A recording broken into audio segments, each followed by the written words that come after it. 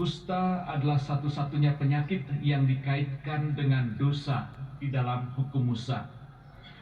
Bukan berarti bahwa menderita kusta itu berdosa, bukan pula berarti kusta adalah akibat dari dosa. Namun penyakit ini rupanya dipandang sebagai simbol dosa. Seandainya dosa dapat dilihat, maka dosa itu akan tampak seperti penyakit kusta. Hukum Musa menempatkan juga para imam yang bertanggung jawab untuk memeriksa seseorang dan menyatakan mereka najis, atau jika mereka kemudian sembuh, menyatakan orang kusta itu atau penderita kusta itu tahir atau sembuh. Pemisahan dari komunitas adalah tindakan yang sulit, tetapi rupanya juga diperlukan karena keterbatasan pengetahuan medis pada saat itu untuk melindungi masyarakat. Mungkin ada banyak di antara kita selama masa COVID merasakan bagaimana tidak nyamannya, bagaimana tidak enaknya, tidak senangnya ya mengalami mengisolasi diri. Ya, dengan keluarga sendiri kita tidak bisa berkomunikasi, ya kita mungkin hanya di kamar sendirian. Ya, ada orang yang sudah kena COVID, lalu tetangganya atau mungkin RT RW ya memberikan perhatian sedemikian rupa, lalu hanya menggantungkan makanan di pagar. Dan itu mungkin dirasakan, aduh kok sebegininya saya begitu. Ada situasi yang sangat tidak nyaman. Ada pengalaman mungkin sungguh diasingkan, dijauhkan. Ya, jangan sampai orang mengalami penderitaan yang sama.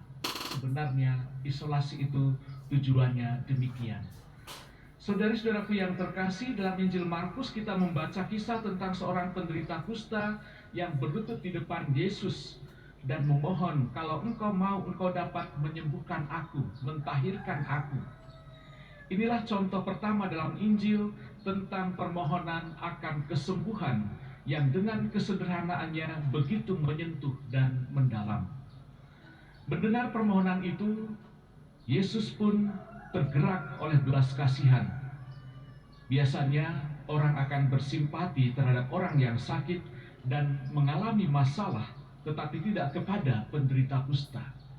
Penderita kusta jangankan datang, ya, jangankan menghampiri orang, mereka sendiri harus berpakaian yang sangat khusus dengan gemerincing yang ada untuk menandakan bahwa dia sakit kusta, sehingga orang dengan segera dapat menjauh. Pada zaman itu penderita kusta dianggap tidak tahir secara rohani dan fisik. Mereka dianggap menjijikan oleh kebanyakan orang yang sedapat mungkin menjauhi mereka. Namun Yesus bersedia menjangkau orang yang putus asa dan sakit ini, bahkan menjamahnya. Saat si kusta meninggalkan Yesus, seketika ia menjadi tahir. Lalu pertanyaannya, mengapa Yesus menjamah orang itu? Bukankah dia pun dapat menyembuhkan? Cukup dengan berkata saja, bersabda saja, hanya dengan mengatakan jadilah sembuh, seperti pada mujizat-mujizat yang lain. Tentu saja ada tujuan utama untuk dihadirkan bahwa jamahan Yesus menunjukkan belas kasih yang sangat besar. Yesus mengasihi orang sakit, orang berdosa, orang-orang yang terpinggirkan. Kusta secara fisik dapat dilihat sebagai gambaran dari kusta rohani akibat dosa. Sama seperti kusta yang menyebabkan keterpisahan dari komunitas dan Allah, dosa juga menjadi pemisahan antara kita dengan Allah dan antara kita dengan sesama. Orang kusta yang dikisahkan dalam Injil bukan hanya meminta untuk disembuhkan, ia justru meminta untuk ditahirkan, dibersihkan, dan mendapatkan status baru sebagai orang yang bersih. Hal ini menunjukkan bahwa ia ingin diterima kembali ke dalam masyarakat, sehingga ia dapat menyembah Tuhan bersama orang-orang di sekitarnya. Yesus menjamah orang kusta itu dan ia tidak menjadi najis. Yesus memiliki kuasa untuk menyembuhkan dan mentahirkan bukan hanya penyakit fisik, tetapi juga kenajisan rohani dari dosa. Melalui Yesus, penghalang antara Allah dan manusia diruntuhkan dan persekutuan dipulihkan. Dalam suratnya kepada jemaat di Korintus, Paulus dengan berani meminta mereka untuk meniru dia sebagaimana dia meniru Kristus. Ia berbicara secara khusus tentang tidak menyakiti hati orang lain, tentang menyenangkan hati orang lain, dan tentang bekerja untuk membawa orang lain kepada keselamatan. Orang percaya seperti Paulus dipanggil untuk mengikuti teladan Kristus dan menjadi seorang yang seperti Kristus. Serupa dengan Kristus ialah pertama-tama dan terpenting kasih kepada Allah dan kasih kepada sesama.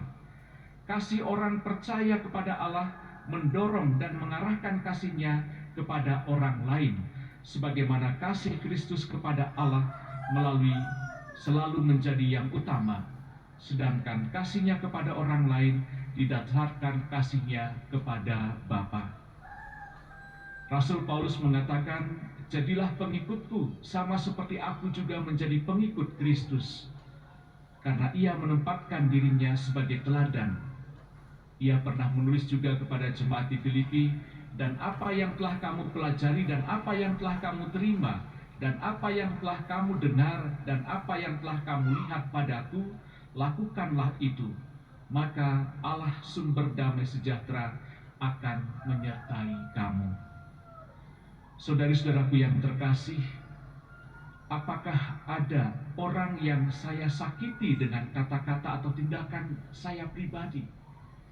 Mungkin inilah pertanyaan-pertanyaan yang hari ini dapat kita sampaikan kepada hati kita sendiri, ke dalam diri kita sendiri, sebagai sebuah refleksi yang dapat menuntun kita menjadi pribadi penyembuh.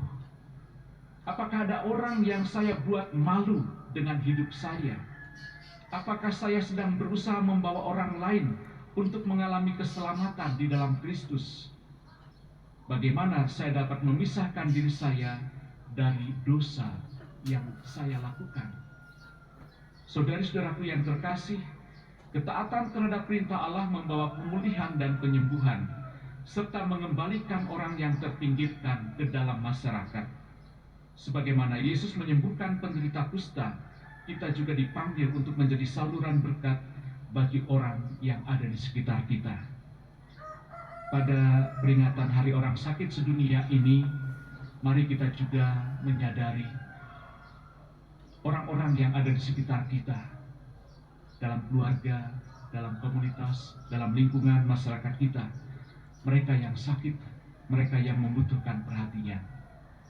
Satu pengalaman kecil ketika saya masih bertugas di Tangerang, saya mendapatkan suatu hari telepon dari kakak saya.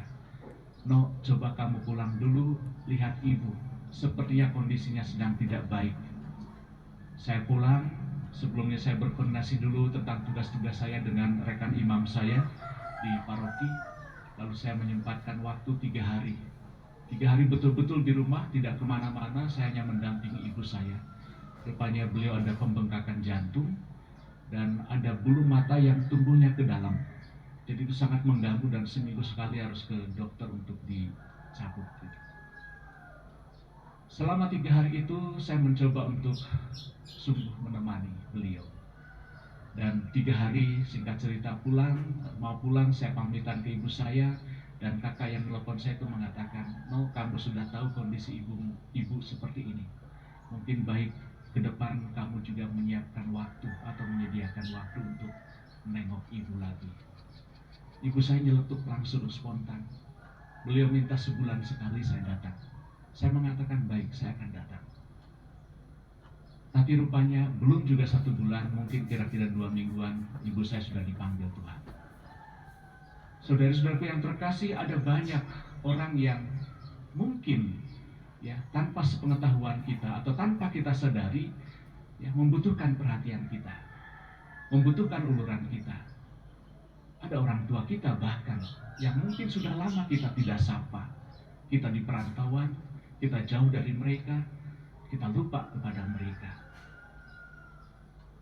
Ya, ada orang-orang yang selama ini ya memang tidak diperhatikan, dan hanya datang, hanya menyapa saja, itu sudah menjadi berkat, itu sudah menjadi suatu penghiburan. Maka ketika ada orang tua sakit, ketika ada saudara sakit, ada teman-teman satu lingkungan sakit, jangan dijadikan beban. Jadikan itu sebagai suatu kesempatan untuk menyapa dia, untuk menghadirkan kasih, untuk menghadirkan penyembuhan dan penghiburan bagi mereka. Semoga kita sungguh menjadi pribadi penyembuh, pribadi yang selalu membawa damai dan sukacita kepada setiap orang, khususnya mereka yang sakit, mereka yang terpinggirkan. Tuhan memberkati.